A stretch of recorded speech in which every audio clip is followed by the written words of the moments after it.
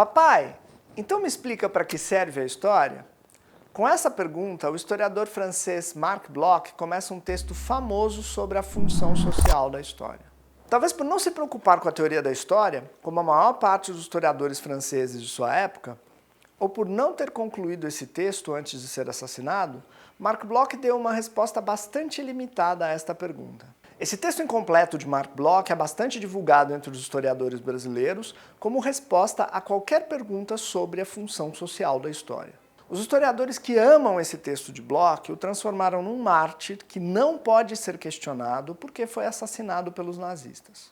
A resposta de Bloch à pergunta, papai, então me explica para que serve a história, é de que, se ela não servir para nada, pelo menos serviu para divertir o historiador. E, de fato, divertir, não apenas o historiador, mas a sociedade como um todo, é uma das funções sociais da história. Bloch enxergou apenas uma das funções sociais de uma disciplina que também serve para enfrentar o passado, prestigiar um acontecimento ou sujeito, afirmar ou justificar uma ação ou projeto do passado ou ainda pedir desculpas por ela, orientar uma ação do presente, formar-se intelectualmente, enfrentar tabus sociais, abordar temas marginais, criar uma relação com a aventura e interagir parasocialmente.